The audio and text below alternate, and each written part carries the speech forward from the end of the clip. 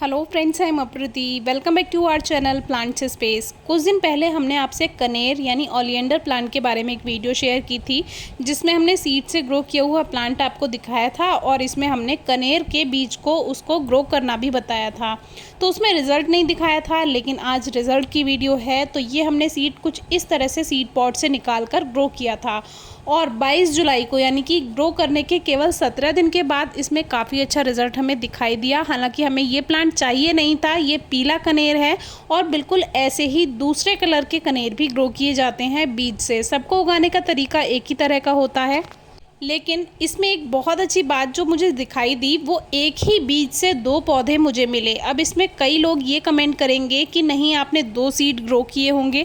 तो आप ही के सामने मैंने वो सीड ग्रो किया था और ऐसा हो जाता है। अगर आप गार्डनिंग करते रहते हैं तो आपको ये बात पता होगी कि ये नेचुरल है और ये हो ही जाता है। कभी कभी एक सीड से एक ही प्लांट ग्रो होता है, लेकिन कभी कभी एक ही सीड से 2 प्लांट्स भी ग्रो हो जाते हैं और ये एक नेचुरल प्रोसेस है और उसको हम निकाल के भी आपको बाहर दिखाएंगे। तो जो इसका मेन सीड पॉड होता है, यानी जो सीड था, उस सीड के अंदर भी और छोटा सा सीड होता है, जैसे कि आम का बीज होता है, यानी कि जो आम की गुठली होती है, उसमें भी आपने देखा होगा कभी कभी एक से ज़्यादा पौधे बन जाते हैं। तो ये नेचुरल प्रोसेस है, इसमें कोई बहुत बड़ी बात नहीं है, ना ही इसमें कोई चमत्कार है। कभी एक बीज से एक पौधा बन जाता है, कभी एक बीज से कई पौधे भी बन जाते हैं। और ये आप खुद भी ट्राई कर सकते हैं। अगर आप आम की गुठली ग्रो करेंगे कभी, तो आपको ये बात पता चल ही जाएगी।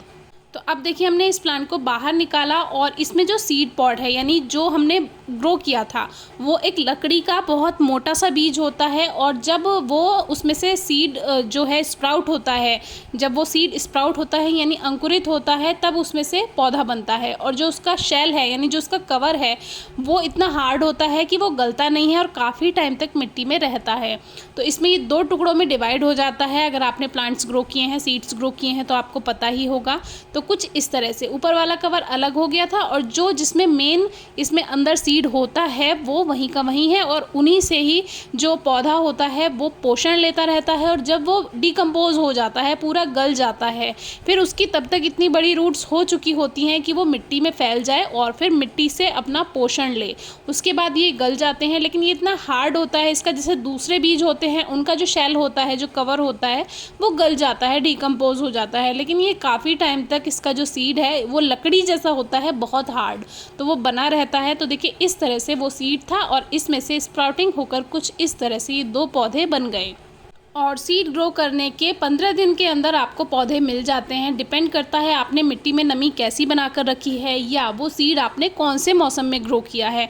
बहुत से लोग कहते हैं नहीं, हमारा जल्दी सीड ग्रो हो गया। बहुत से लोग कमेंट कर देते हैं नहीं, हमारा तो बहुत टाइम लिया। तो ये आपके यहाँ के मौसम, आपके यहाँ के वातावरण और आपने कैसी केयर की है, उस पर डिपेंड करता है। तो इसको हम एग्जैक्ट डेज नहीं बता सकते हैं कि इतने ही दिन लगने वाले हैं। 21 तारीख को मैंने इस प्लांट की वीडियो आपसे शेयर की थी और 22 तारीख को मैंने नोटिस किया कि अरे, इसमें से तो पौधे निकल आए हैं, तो हमें तभी वीडियो शेयर कर देना चाहिए था। लेकिन कोई बात नहीं। तो इसका रिजल्ट आपको दिखाया कि सीड ग्रो करने के 17 दिन के बाद का रिजल्ट, एकदम से उसमें पौधे निकल आए। तो 15 से 17 या 20 दिन लग सकते हैं, तो थोड़ा सा वेट कीजिए, पेशेंस रखिए। ये पीला वाला कनेर है जो कि बीज से उगाया है। ऐसे ही वाइट कलर में भी आता है, ऐसे ही ऑरेंज कलर में भी आता है।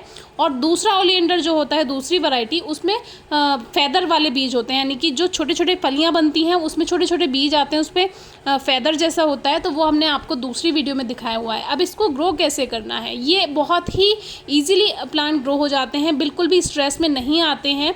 तो ये देखिए, मैंने इसको अलग कर दिया। वैसे आप सीड ग्रो करेंगे तो एक ही पौधा बनेगा, ये ज़रूरी नहीं है कि 2 पौधे बने। उसको आप इस तरह से निकालिए और कहीं भी ग्रो कर दीजिए। ज़मीन में लगाना है तो भी और पॉट में लगाना है तो भी। तो अभी वैसे तो मैं ज़मीन में बाहर लगाऊंगी, लेकिन अभी मेरे पास टाइम नहीं है नीचे जाने का, तो मैंने यहीं एक पॉट में इसको लगा करके छोड़ दिया। और इसके बाद भी ये प्लांट काफ़ी टाइम तक हरा भरा बना रहा। इस तरह की रिपोर्टिंग के बाद भी ये बिल्कुल भी स्ट्रेस में नहीं गया था।